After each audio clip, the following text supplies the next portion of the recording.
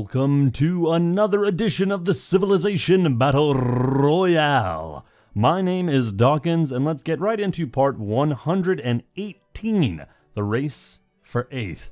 Hello everyone, and welcome to the Civilization Battle Royale Mark 2.1. I am your host for today, user JMangelo67. Hey buddy, what's up? Head of the Power Rankings team and the creator of the soon-to-be-released Libya mod to be featured in the upcoming Seabricks game.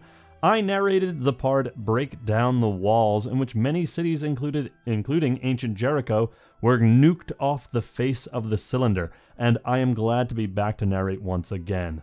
Here, we see Pedro hoisting the Babylonian gauntlet, and once he gathers all of the civilization stones, he will snap his fingers and bring about worldwide carnival. Once again, we see the state of the world, and unless your name is Pedro II or Henry Parks, it doesn't seem like life is going to be very easy for you in the coming turns, although the latter will join to Bad Life Club pretty soon. You know, I'm not exactly sure if I can show a GIF on this video yet, because I'm not that good with video editing just yet, but if you follow the link in the description below, if I don't get it to work, here we see the life from the beginning. Rather than show off a second map, I thought it would be nice to remind us all of where we started and where we are now. So many have left us and joined the annals of BR history. To think 3 years ago we had 61 civilizations battling it out for supremacy, where the Yakuts were a regional power, the Congo was one of the mightiest empires, and Canada was battling back against the frozen hordes. Little Dom Pedro was holding hands with Eva Perón and Bernardo O'Higgins and Pachacuti. Where has the time gone? Brazil remains the top position in the rankings as always. I will not bore you with the reasons as to why. If you don't know why they're there in first, well, you should be more observant. The assault continues in Alaska. The Alaskan cities here can be seen bombarded, but holding out with some soldiers. Some Inuit fans may rejoice in seeing that the Inuit haven't given up just yet. However, I would like to point out the outdated artillery unit in Samara. It has become so desperate that Ekenik has resorted to using the old weapons in his museums. Upsaktuk, Tara, and Miawakpapsaparapapap have all fallen to Brazil, whilst other cities in the region are being shelled out. Upsaktuk is likely to return to Inuit hands, however, if they're fortunate. How long will it be in their hands, though? Will they have any hands left? Reyðarfjall has fallen to Brazil, of course. Iceland continues to scramble to defend its last Greenlandic holdings. You'd think Iceland would be the next to go with this slide, but one other civ might beat Iceland to it. Gustavus Adolphus, the Lion of the North, valiantly battles back the Brazilian menace to no avail. As Skara falls to the Brazilian hordes, Sweden holds 5 cities to Iceland's 6. Who will win the race for 8th? Sibir continues to be bombarded, but they are holding out on the western front so far. They have consolidated their forces into the Siberian Sea, however, and it would behoove Kuchum Khan to move his forces to the border rather than protect just Gorky and Dijon, as much as he loves hot dogs and weird-sounding cities. The hit-and-run tactics of Sibir may aid them, however, as he could consolidate his forces after protecting his small northern cities. Here we see the real battle. Sibir lives up to its reputation as the meat grinder of the Battle Royale, but there is one small issue.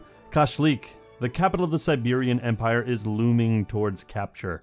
Surrounded by all sides with only an artillery to defend it, Sibir may lose yet another capital in the total war. The Mongolian holdings of Nusare and Rutog in southern Sibir are facing Brazilian forces, but they are relatively in better spots than other parts of the empire. Rutog may fall to Brazil based on its proximity to Brazil, but its high city defense value may make it a tough fight. On the eastern border of Sibir, Otrar is relatively safe, and the previously destroyed city to its east has become reclaimed tile for Sibir. The eastern Brazilian forces are sparse here, and if not for the war in the west, Sibir could actually fight back against Brazil. Not win, of course, but they put up a good scrap.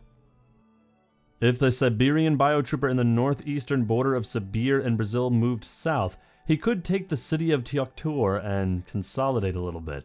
On another note, notice the pure lack of units in this area.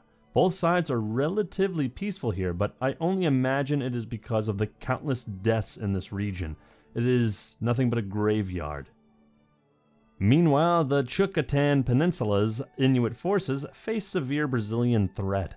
As Alenio Ruscoyo Utsie prepare to fall to Brazil, the transcontinental empire of the Inuit, the first of its kind, prepares its ceasing of existence. Vatilum falls to Brazil. God damn, I am not getting a break here with these names. Aside from my poor tongue, Korea joins the Scandinavians in the race for 8th. Although Korea may be better off than the Scandinavian forces, Korea may, and I mean just may, reach 8th first. With his city count and diverse geography, however, Korea may have to fight in the race for 7th. To me, I believe that Brazil's just playing with its food. Seoul should have fallen a long time ago. Let's be real, Korea should have fallen a long time ago, like 40 parts ago. Seoul is bombarded, and it looks poised to fall real soon, but we've been saying that for the past 3 parts, so who knows if Brazil is gonna seal the deal. Vietnam loses Mandalay and Indrapura, with Koloa certain to fall next. The Vietnamese have now entered the race for 8th. Also to note is that the Trungs have positioned most of their forces around Hanoi, their last and domestic capital. Whereas Brazil has moved their forces towards Asia and Europe and the war gets no less intense, we find an empty void in Oceania. Western Australia is totally empty of both Brazilian and Australian units. The islands north of Australia too are pretty empty of units. What is going on? I blame this on the peace deals between the two powers, but the total void of units must seem totally odd. It has brought the war between Australia and Brazil to a standstill at the very least. Perhaps it's because Brazil has taken Japan and the study of old anime like Dragon Ball Z. Oh, that's considered old anime? Where the episodes totally devoted to stare-downs is thought of by the Brazilians to be a good military tactic. Coffs Harbor, my favorite city that is not Brazilian on the cylinder, is totally safe. Again, an empty sea. I wonder how much wreckage from the garbage patch and the Wabagong are at the bottom of that ocean. They say that the wreckage is the size of Texas somewhere in the Pacific. Here, we see artillery-itis once again as Australia's Antarctic holdings are protected by outdated siege materials. They're certainly waiting for a siege, but they have things backwards. Hoping that they will be able to sink ships from afar, it's all they can do for now, I suppose. Samara holds for another turn. Meanwhile, Ciudad Guyana gets bombarded by nuclear missiles. The Inuit will not give up yet. And they're taking a note from the Buccaneers. If you can't beat them, nuke them into the ground. Iglugarjuk and Wapatawan fall to Brazil. Some had expected the rough and undesirable terrain. It would slow down Brazil like it did with the Boers, but it seems like Brazil is a bit more aggressive with the Inuit this time around. Also, when did the Boers and the Inuit fight up here? Kashlik barely clings on as another meat grinder slaughter occurs on the southwestern border of Sibir. Just imagine the charging cybernetic armies firing at each other and the carnage. It is both exciting and saddening to see. This is what I would imagine that Warhammer 40k would look like on a planetary scale. The Brazilians are the Zerg, just consuming the planet, with everybody else doing what they can to survive, but they can't. It's all-consuming. Rutog continues to defend itself admirably in the south, but Nusare is shelled. The Brazilian units surrounding it are damaged severely, but Nusare could fall quite soon. Nagat falls surprisingly, as Sibir must have had to consolidate its forces in more important and brutal parts of the country, whereas Brazil had the forces to spare. Well, what did you expect? Russkoye Utsie falls as predicted, and Alenio is set to fall soon as well. Impressively, Muktu sports an impressive 206 city defensive strength. That might be a tougher nut to crack, but this is just an observation. Also an observation, look at all the fucking planes in Inuit territory. Are they planes? Are they bombers? Are they atomic bombs? Oh boy, the Brazilians are about to find out either way. Even if the Inuit are going to fall eventually, like I said before, they're taking the Buccaneer way out. Korea sports an impressive military, all things considered, in their last stand around Hamhung, though their city of Hamhung should be their last concern. Their mountain defenses do have them covered, but their protection from the northern incursion is sparse.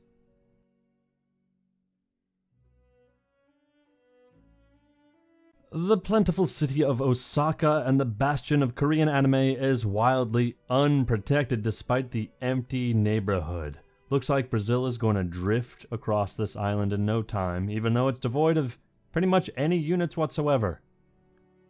Speaking of empty neighborhoods, have you seen the Pacific Ocean? It's so empty. This is like the calm before the storm when Godzilla's just about to merge and wreak havoc.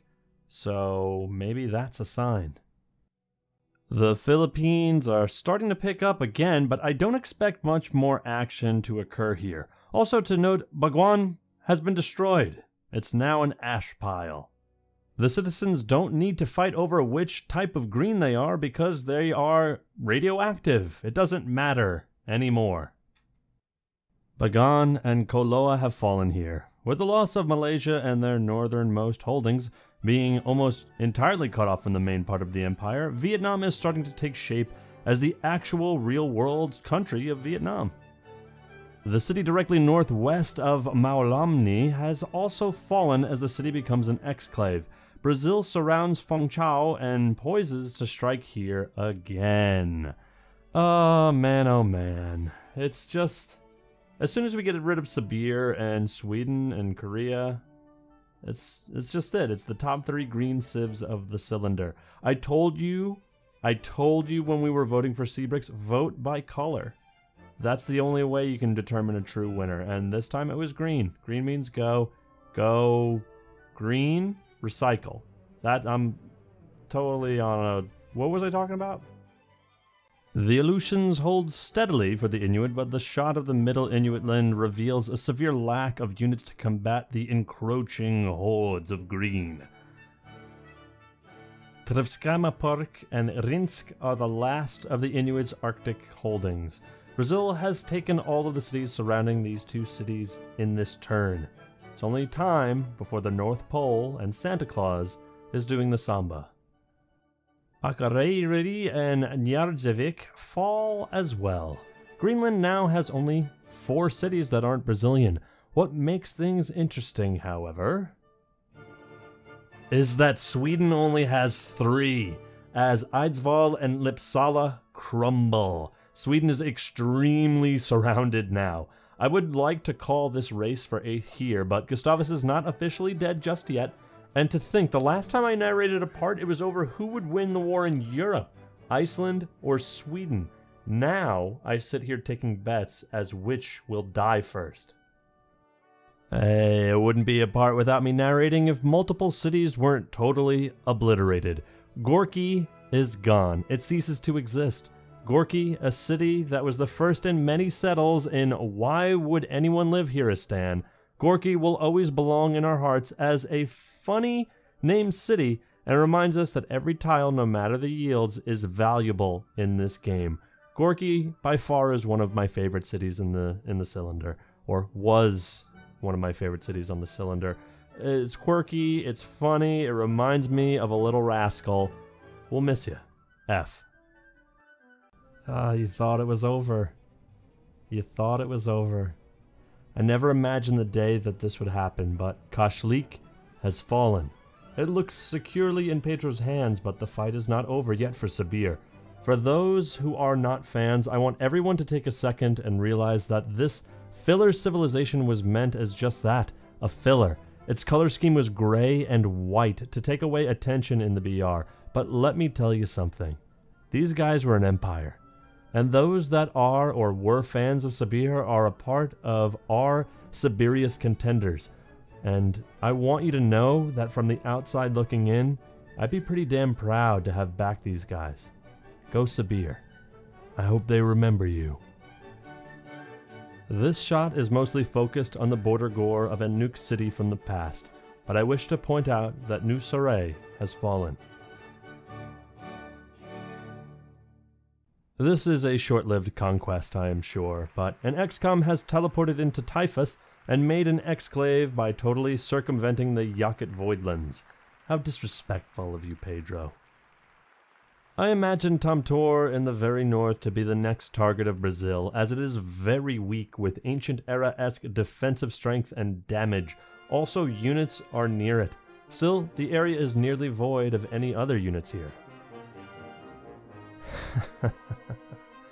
3 in 1 turn. That defensive Hamhung has proven my point. Seoul has been taken, the eternal capital, practically untouched by non-Korean hands, has fallen to Brazil. Good luck in the race for 6th Korea. I say 6 because I imagine Iceland will finish 7th. Butuan has been destroyed as well. Everything is getting crushed. Something tells me Brazil does not like ancient Philippine cities. In Vietnam, we see the cities succumbing to Carnival. Too many units surround cities that are not Hanoi. Vietnam has officially entered the race for 6th. And in our last shot of this week's episode, we see the action pick up again in Oceania. It is not wide scale, but it is something at the very least. My name has been user JMangelo67, audio narrated by the saucy and angel-laced vocal cords of me, Dawkinzz. We will see you next time. Well, I mean, in part 119. Not Seabricks just yet, but soon enough, guys. Soon enough. It's coming up. If you haven't been following the action, the Reddit, the subreddit, which you all seem to follow, hopefully, it has some good stuff, some civ balls and all sorts of original content. There is some real action going on the Civilization Battle Royale Discord. You really should check it out. We are in the middle of doing some open tests of Seabricks. You'll find some postings there. We try to transfer them over to the subreddit as best we can, but we can't necessarily hit all of them. But if you want some live action, definitely join us on the Civ Battle Royale Discord. I'll put a link to it in the description. You can also get to it from the subreddit, but join us. Anyway, my name is Dawkinzz, and we'll see you next time.